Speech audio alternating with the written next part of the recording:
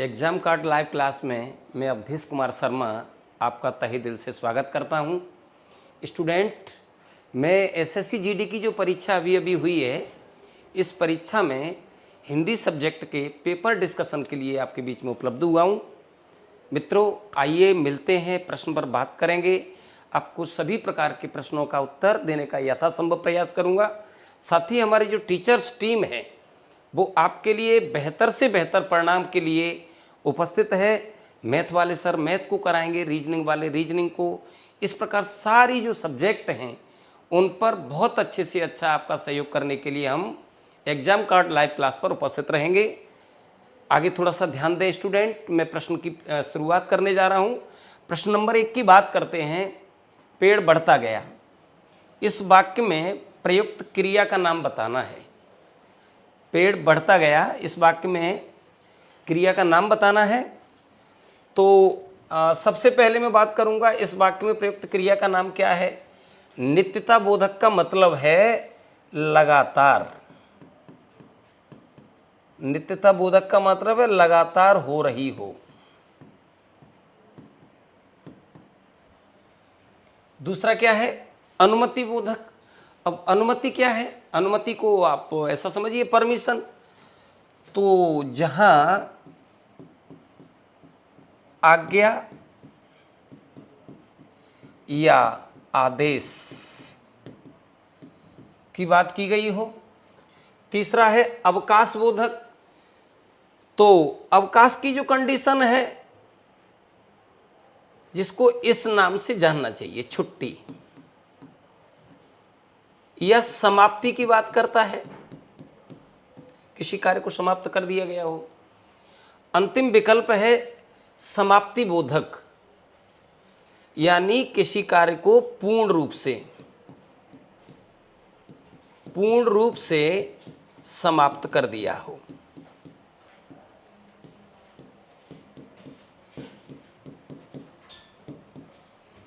अब यहां पर आप देख रहे हैं विद्यार्थियों, किसी कार्य को पूरी तरह से समाप्त कर देना, किसी कार्य में अवकाश की कंडीशन बनी रहना, और किसी कार्य में अनुमति की बात आती है।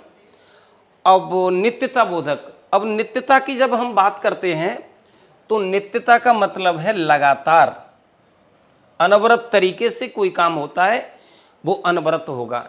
इसलिए प्रश्न नंबर 1 का जो उचित उत्तर है वो ये है विद्यार्थियों। चलिए आगे थोड़ा सा ध्यान देना।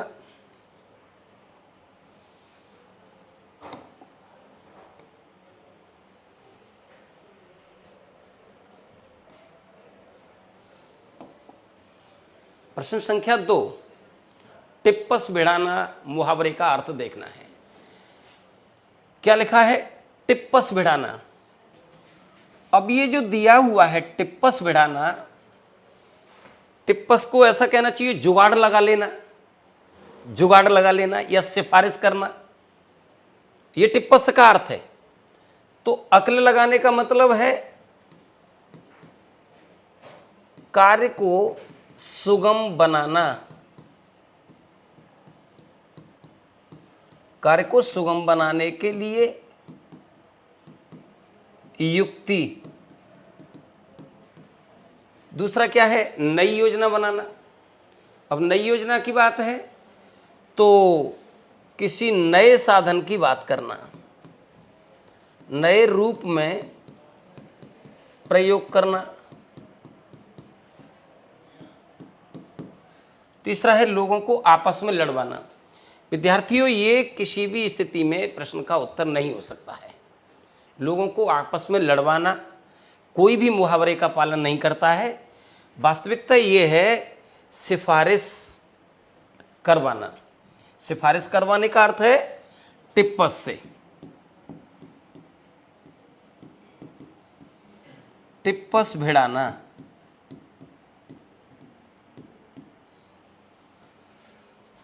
टिप्पस भिड़ाने का अर्थ क्या है, किसी कार्य को सिफारिश करना। इसलिए उचित उत्तर क्या होगा, यह उत्तर होगा विकल्प संख्या 4। चलिए आगे प्रश्न अगले पर बात करते हैं।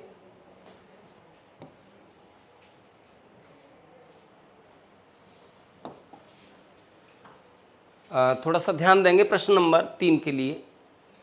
इस वाक्य के रिक्त स्थान पर रेखांकित शब्द का उपयुक्त विलोम, विद्यार्थियों क्या पूछा गया है? विलोम मांगा है। अब कथन कौन सा है? भारत में कहीं अतिवृष्टि से बाढ़ आती है तो कहीं सूखा पड़ता है। रेखांकित में दिया गया है अतिवृष्टि, अतिवृष्टि। विद्यार्थियों अतिवृष्टि शब्द का विलोम ढूंढना था, तो सुवृष्टि का मतलब क्या है? अच्छी वर्षा, अच्छी वर्षा है। अनावृष्टि का मतलब है वर्षा का नहीं होना। वृष्टि का मतलब है केवल वर्षा होना। और लघुवृष्टि का मतलब, लघु का अर्थ छोटा होता है, लेकिन यहां अर्थ क्या है? थोड़ा,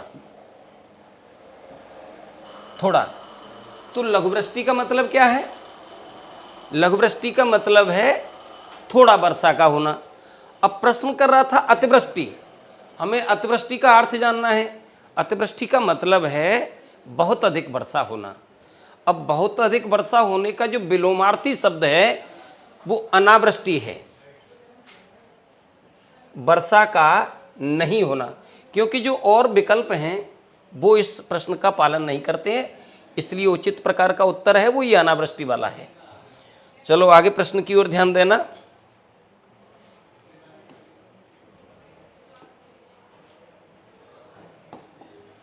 अगला प्रश्न है प्रश्न नंबर 4। निम्न में से किस वाक्य में उत्कंठा के पर्यायवाची शब्द का प्रयोग किया है? विद्यार्थियों ये पूछा गया है उत्कंठा शब्द, और इसका क्या बताना है? पर्यायवाची। और पर्यायवाची तो समान अर्थ वाले हुआ करते हैं, जो समान अर्थ प्रकट करते हैं उनको पर्यायवाची कहते हैं। अब यहां पर मैं देखता हूं प्रश्नों की जो विकल्प दिए गए हैं। रघु में उत्साह की कमी है। अब उत्कंठा का अर्थ क्या है? वास्तविक अर्थ है लालसा। उत्कंठा का अर्थ क्या है? लालसा। अब यहां उत्साह की कमी है, इसका मतलब है ये उत्तर नहीं हो सकता है। दूसरा विकल्प दिया है नव्या में अब कोई लालसा शेष नहीं रही है, तो लालसा जो है वो उत्कंठा का अर्थ धारण करता है, इसीलिए उत्तर में इसका पालन किया जाएगा। लेकिन अभी 2 विकल्प और हैं, उन पर बात करूंगा। लता ने अपनी उदारता का परिचय दिया, तो यहां लता ने जो एक परिचय दिया है वो अपनी नम्रता का दिया है। उदारता का अर्थ क्या है? नम्रता। उदारता का अर्थ नम्रता। और अंतिम विकल्प है नेहा श्रेष्ठ गायिका है, तो श्रेष्ठ का मतलब बहुत अच्छा। श्रेष्ठ का मतलब बहुत अच्छा। और उत्साह का अर्थ क्या है? उमंग। इसलिए वाक्य में तो उत्कंठा के बारे में पूछा गया था कि उत्कंठा शब्द का पर्यायवाची बताना था, तो उत्कंठा का जो उत्तर था वो लालसा है। लिहाजा बहुत अच्छी स्थिति में जो उत्तर होगा वो ये होगा प्रश्न संख्या इसका विकल्प संख्या 2। चलो आगे बात करता हूं स्टूडेंट। अगले प्रश्न पर ध्यान देना।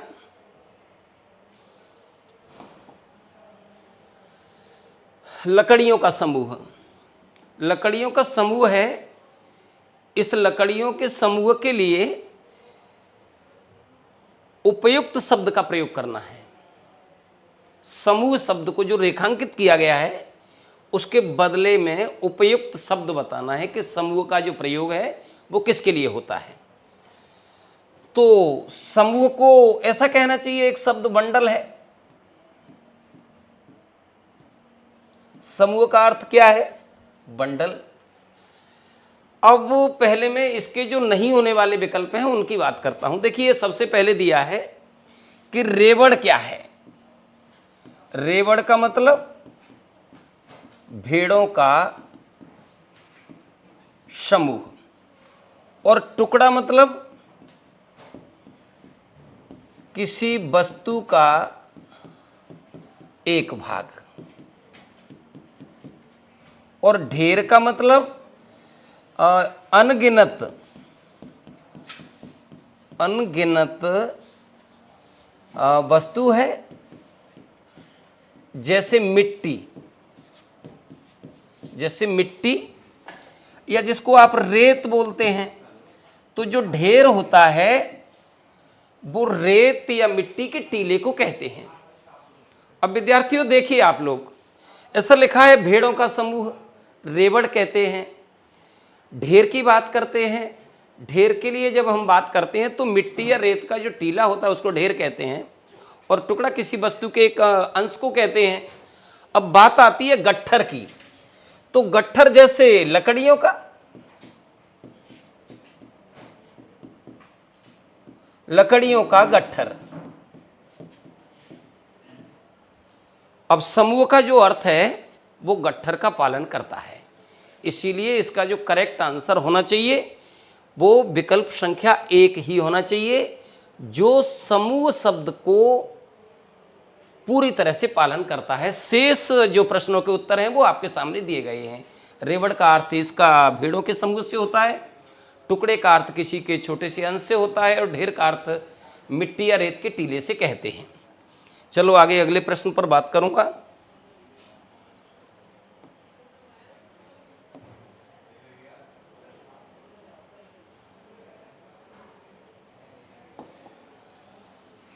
हाँ, प्रश्न संख्या 6, निम्नलिखित वाक्य के किस खंड में त्रुटि है।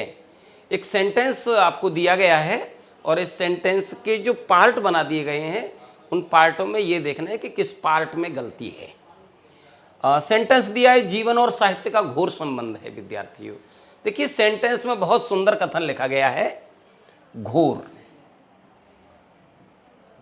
घोर जो शब्द है, इस घोर शब्द का जो अर्थ है वो कायदे से बुरे कार्य के लिए किया जाता है। घोर का प्रयोग किसके लिए किया जाता है? बुरे कार्य के लिए।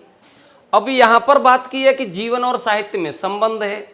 अब जीवन का साहित्य से संबंध है तो बुराई के लिए तो संबंध नहीं बनते, अक्सर आपने देखा होगा।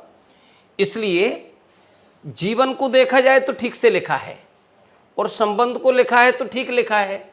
साहित्य को देखा जाए तो ठीक है, लेकिन घोर का जो अर्थ निकल करके आ रहा है वो बुराई के लिए आ रहा है, और संबंध होते हैं प्रेम के लिए।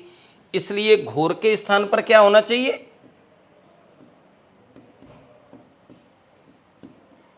घनिष्ठ संबंध। घोर की जगह पर कैसा होना चाहिए?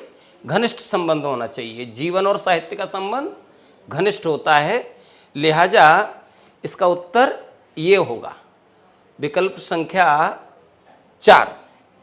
चलो आगे ध्यान देना।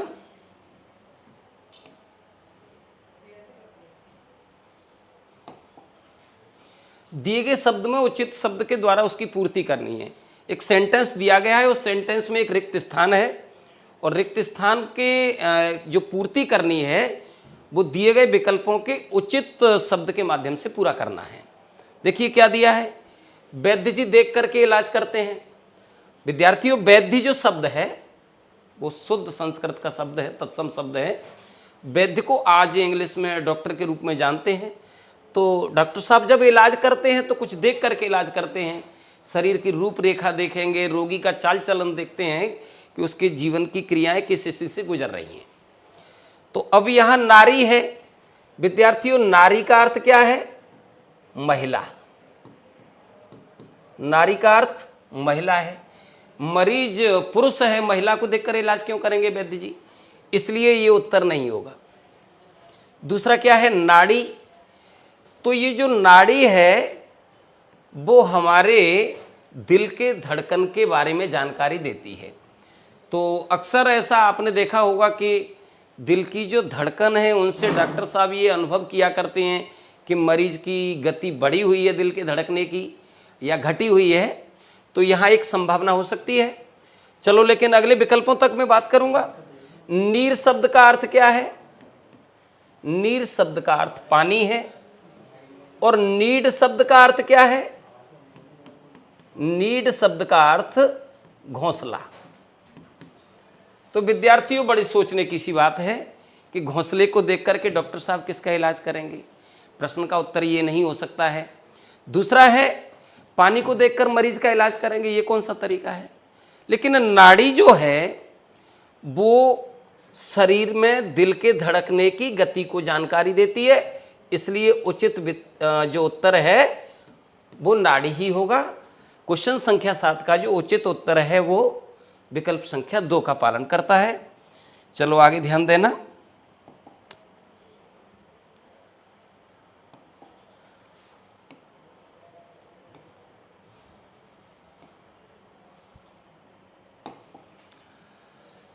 सरस्वती का पर्यायवाची विद्यार्थियों सेंटेंस में मांगा है। सरस्वती का पर्यायवाची क्या है? अब पर्यायवाची की जब हम बात करते हैं तो पर्यायवाची तो उनको कहते हैं जो समानता का अर्थ लिए रहते हैं, तो उचित पर्यायवाची के माध्यम से पूर्ति करनी है। देखिए ऐसा लिखा है पर्यायवाची। अब पर्यायवाची का मतलब है समान अर्थ प्रकट करने वाले। सेंटेंस में लिखा गया है प्रातःकाल का स्त्रोत पढ़िए। प्रातःकाल स्त्रोत पढ़ना जाता है, स्त्रोत का मतलब मंत्रों से है। तो विद्यार्थियों, उमा के लिए जो पार्वती का रूप है, उमा का अर्थ पार्वती है, और कांता पत्नी का है, और धात्री धरती का रूप है। विद्यार्थियों, अभी ऐसा देखने को ज्ञात होता है कि प्रातःकाल जो मंत्र पढ़े जाने चाहिए वो पार्वती के लिए पढ़े जाने चाहिए, पत्नी के लिए पढ़े जाने चाहिए, धरती के लिए पढ़े जाने चाहिए। लेकिन ये जो शारदा है, शारदा का मतलब सरस्वती। सरस्वती विद्यार्थियों, ये तो आपको जानकारी है कि ज्ञान प्रदान करने वाली माँ सरस्वती होती हैं। तो प्रातःकाल विद्यार्थियों को माँ सरस्वती का मंत्रों के माध्यम से आह्वान करना चाहिए, माँ सरस्वती निवेदन करना चाहिए। इसलिए जो उचित उत्तर होगा वो ये विकल्प होगा शारदा। क्वेश्चन संख्या 8 का उत्तर है जो नंबर 1 वाला विकल्प है। चलो अगले प्रश्न की बात करते हैं।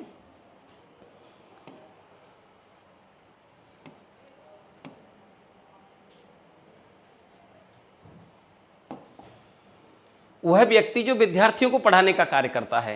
एक सेंटेंस लिखा हुआ है, एक वाक्य लिखा हुआ है। वह विद्यार्थी जो विद्यार्थियों को पढ़ाता है उसे क्या कहते हैं? एक शब्द में उत्तर देना था, शब्द समूह के लिए एक शब्द का उत्तर देना था। वह विद्यार्थी, वह व्यक्ति जो विद्यार्थियों को पढ़ाता है उसके लिए उत्तर देना है। देखिए यहां से यहां तक का दिया है, यहां से यहां तक का दिया है। अब विद्यार्थी किसे कहते हैं? विद्यार्थी का मतलब है विद्या का अर्जन करने वाले। विद्यार्थी का अर्थ अर्जन करने वाला, और शिक्षक का मतलब है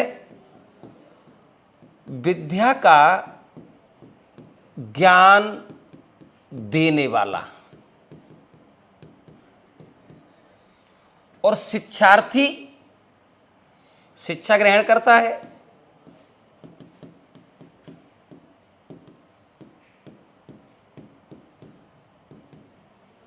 छात्र, छात्र भी अध्ययन प्राप्त करता है।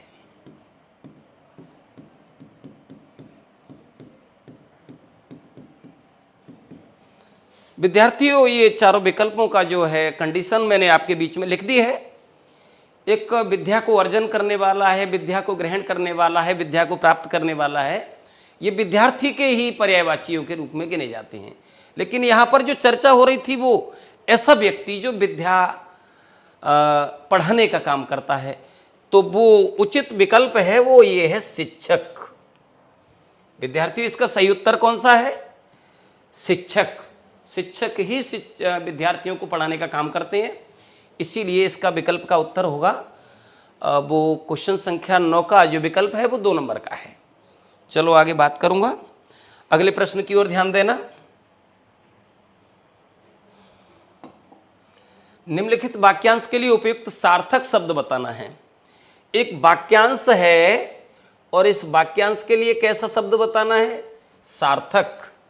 जो इस वाक्यांश का अब पूरी तरह से अर्थ वहन करता हो उसको लिए सार्थक शब्द बताना है। अब ऐसा लिखा है जो कहा नहीं जा सके, कथन ऐसा है जो कहा न जा सके, उसके लिए एक शब्द कहते हैं। तो कथन का मतलब है कुछ कहना, और कहानी एक विधा है। कहानी क्या है? एक विधा है, और कहना एक क्रिया है। और अकथ्य जो न कहा जा सके, अकथ्य का मतलब क्या है? जो न कहा जा सके। अब वो सेंटेंस में ऐसा पूछा था जो न कहा जा सके, उसके लिए एक उसमें देना है, शब्द में उत्तर देना था। तो जो उचित विकल्प है वो अकथ्य होगा। उचित उत्तर ये होगा। क्वेश्चन नंबर 11 के लिए आगे बढ़ेंगे।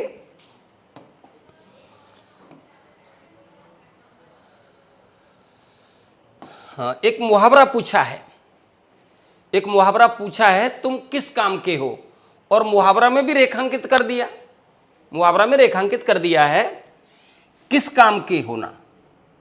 क्या लिखा है? किस काम के होना। अब इसका अर्थ समझना चाहिए, किस काम के होना। तो कोल्हू का बैल किसे कहते हैं? जो लगातार मेहनत करते हैं।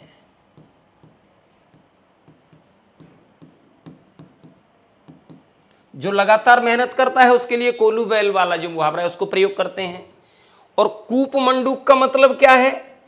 अल्प ज्ञान। और किस मर्ज की दवा? मर्ज का मतलब रोग, और दवा का मतलब है नाशक तत्व। अब किस मर्ज की दवाई, यहां प्रश्न पूछा है कि भाई किस रोग की दवाई है ये, किस रोग का नाश करती है। और भी यहां पे पूछा गया था कि भाई किस काम के हो तुम। तो उचित विकल्प ये है, क्योंकि कोड़ में खाज, कोड़ में खाज होना है। जैसे कोई बीमारी है, कोई रोग है जो ठीक होने के बजाय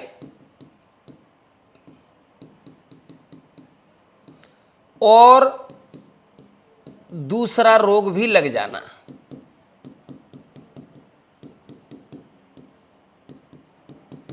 कोड़ में खाज होना। तो कोड़ में खाज होने का मतलब क्या है? एक रोग ठीक नहीं हुआ है तब तक दूसरा कोई रोग लग गया। कूपमंडूकता का मतलब है बहुत कम ज्ञान होना, ये कूपमंडूकता का अर्थ है। और कोल्हू का बैल होना, जो लगातार मेहनत करते हैं उनको कोल्हू के बैल की संज्ञा दी जाती है। अब बात आई है किस मर्ज की दवा होना। भाई तुम किस काम के हो, तुम किस काम में प्रयोग किए जा सकते हैं। तो उचित उत्तर क्या होना चाहिए? किस मर्ज की दवा होना। विकल्प संख्या 3 इसका उचित उत्तर होगा। चलो आगे चलते हैं अगले प्रश्न पर। अगला प्रश्न है, शरीर का कोई भाग वाक्यांश के लिए शब्द उचित का निर्णय करिए। शरीर का कोई भाग वाक्यांश के लिए उचित शब्द बताना है। शरीर का कोई भाग। अब बात ये सामने आ रही है, भाग का मतलब अंश। भाग का अर्थ क्या है? अंश। अब अंश किसका होना चाहिए? शरीर का। शरीर का कोई अंश, कोई भाग, कोई अंग कह सकते हैं। तो उसके लिए अब यहां से मैं स्पष्टीकरण करता हूं। कृशांग का मतलब है कमजोर शरीर। कृशांग का मतलब है कमजोर अंग कह दो।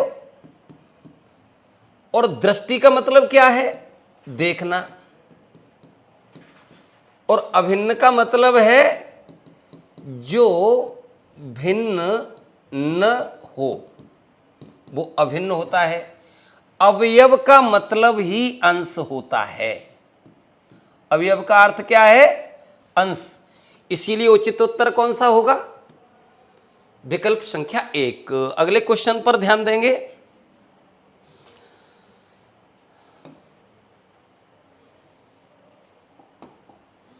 निम्नलिखित वाक्य के किस खंड में अशुद्धि है? एक सेंटेंस लिखा हुआ है और उस सेंटेंस को 4 भागों में डिवाइडेड किया गया है। अब 4 भागों में से ये देखना है कि किस भाग में दोष है इसका। तो चलो मैं बात करता हूं आपसे। गौतम बुद्ध ने पाली भाषा में उपदेश दिया, ये एक सेंटेंस लिखा हुआ है, गौतम बुद्ध ने पाली भाषा में उपदेश दिया। अब इस सेंटेंस के 4 टुकड़े बना दिए, तो उपदेश दृष्टि से सही लिखा है, दिया है वो सही लिखा है, भाषा है वो सही लिखा है, लेकिन पाली ही सही नहीं लिखा है। रियल में शब्द ये होता है पाले। विद्यार्थियों, उत्तर क्या होना चाहिए? पाली नहीं, पाले। गौतम बुद्ध ने जो उपदेश दिया वो इसमें दिया, तो यहां जो सेंटेंस के भाग में जो दोष देखना था, वहां पर हमें कुछ बर्तनी पर भी विचार करना पड़ेगा कि शब्द की बर्तनी कैसी है। तो बर्तनी से ये भी ठीक है, ये भी ठीक है और ये भी ठीक है, लेकिन जो पाली लिखा है वो पाली नहीं होना चाहिए, पाले होना चाहिए। इसलिए उत्तर कौन सा होगा? ये तीसरे नंबर वाला होगा। अगले प्रश्न की ओर ध्यान देते हैं।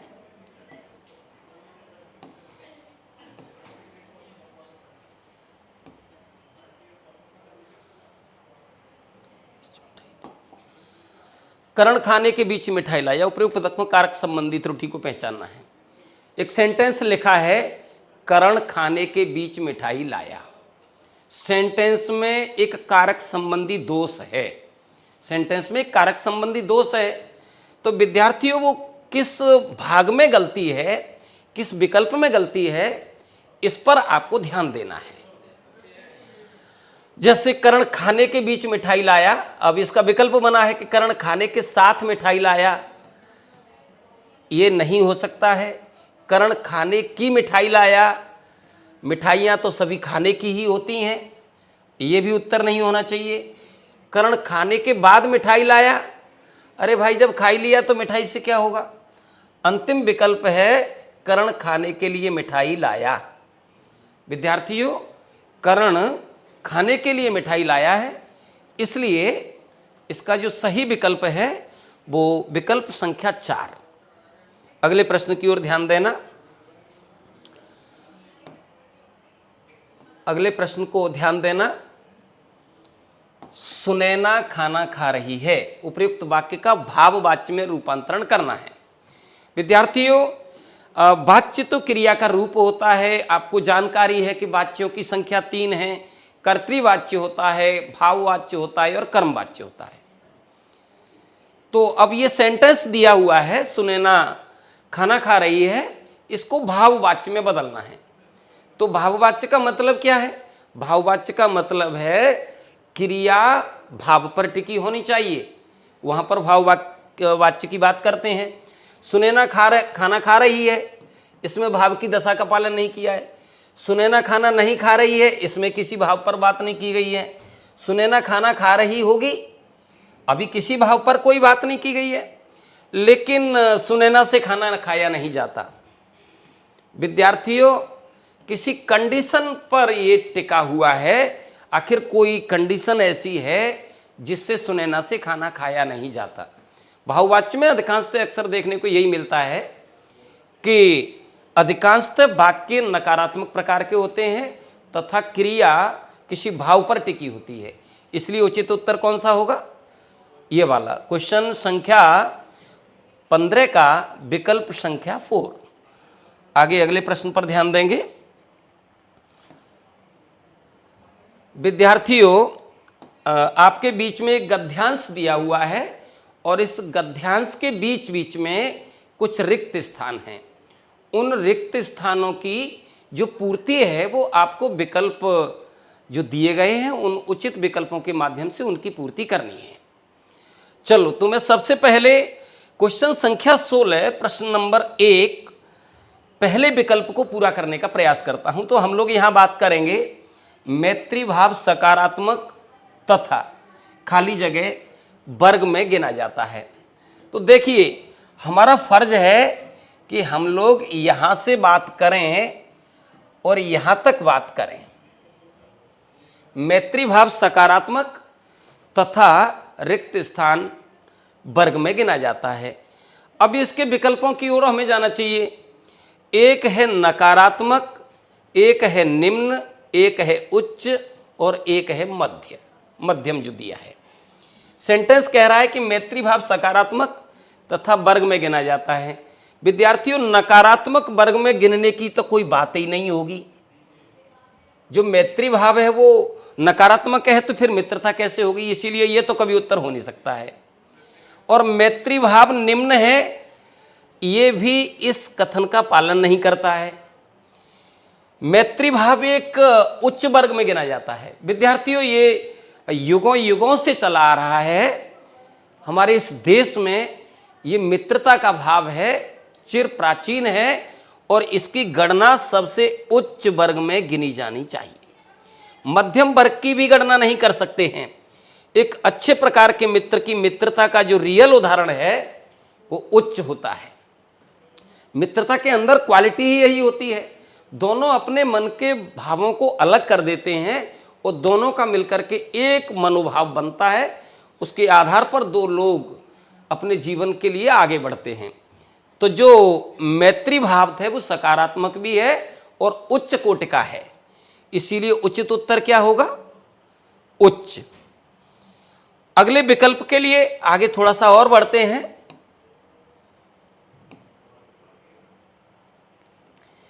इसी गद्यांश में एक दूसरे नंबर का जो विकल्प है वो दिया है।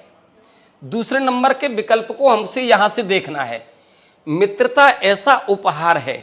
विद्यार्थियों, मित्रता को कैसा बताया है? उपहार बताया है जो प्राप्त होता है। विद्यार्थियों, मित्रता उपहार है तो देखो गरीबों को तो भाई मिलने वाला नहीं है। और विद्यार्थियों, ये मित्रता रूपी उपहार सबको भी नहीं मिलता है। इस समाज में सबको मित्र मिलते नहीं, और मिल भी जाते हैं तो अच्छे नहीं मिलते हैं। जबकि इसकी गणना अभी अभी आप देख रहे थे कि उच्च वर्ग में करनी थी। अमीर को मिलता है, इसकी कोई मैचिंग नहीं है। मित्रता अमीरों में नहीं होती है, मित्रता कमजोर वर्ग के लोगों में भी हो सकती है, समान आचरणों वाले में भी हो सकती है, विषम प्रकार के आचरणों वालों में भी मित्रता हो सकती है। भाग्यशाली को मिलती है, यह विकल्प इसका पूरी तरह से पालन करता है। जिनको मित्रता मिल जाती है वो भाग्यशाली होते हैं, और अच्छा मित्र मिल गया वो तो बहुत बड़े भाग्यशाली हैं। रामचंद्र शुक्ल ने अपने उस लेख में ऐसा कहा है कि एक सच्चा मित्र सहारा देने वाली बाहु के समान होता है। इसीलिए उत्तर का जो निर्धारण किया गया है वो विकल्प संख्या 4 भाग्यशाली लोगों को प्राप्त होता है। आगे थोड़ा और आगे बढ़ेंगे इसी पैसेज में। क्वेश्चन नंबर 18 के लिए मैं प्रयास करता हूं, ध्यान देना। हमको पठन यहां से करना है विद्यार्थियों, हमको पठन यहां से करना है। और कहां तक करना है? यहां तक करना है।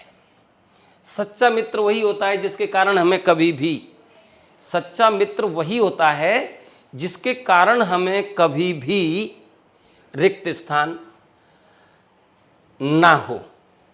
विद्यार्थियों, बात सच्चे मित्र की हो रही है, सच्चे मित्र की बात हो रही है। तो सच्चा मित्र वही होता है जिसके कारण हमें कभी भी खुशी ना हो, ये नहीं हो सकता है। उत्साह ना हो, ये नहीं हो सकता है। भलाई ना हो, ये नहीं हो सकता है। पश्चाताप ना हो। विद्यार्थियों, जो मित्र सच्चा है उसके लिए पश्चाताप क्या करना? ये सच्चा है, उसके लिए पश्चाताप से क्या करोगे? सच्चे मित्र को तो एक अमूल्य निधि के बराबर तुलना की गई है। किसी को अमूल्य निधि मिल जाए ऐसी कंडीशन पर बात की गई है। इसीलिए इस प्रश्न का ये विकल्प है वो 4th वाला ही उत्तर होगा। सच्चा मित्र वही होता है जिसके कारण हमें कभी भी पश्चाताप करने की कंडीशन पैदा नहीं होती है। सच्चे मित्रों से खुशी होती है, उत्साह होता है, सच्चे मित्रों की भलाई की कामना करते हैं, लेकिन पश्चाताप नहीं करते हैं भाई। इसलिए उत्तर यही होगा। चलो अगले क्वेश्चन संख्या 19 की ओर प्रवेश करते हैं। आप लोग इसी गद्यांश में दिया हुआ है और इसको यहां से देखना था। जब भी हमारी कोई आदत होती है जिसे दूर करने को परेशानी होती है तो ऐसी आदत को खाली स्थान में भलाई है। हमारी आदत कैसी है, अभी हमें भलाई प्राप्त करनी है, तो जब भी हमारी कोई ऐसी आदत हो जिससे दूसरे को परेशानी होती है, अब दूसरे की परेशानी वाली बात सामने आ रही है।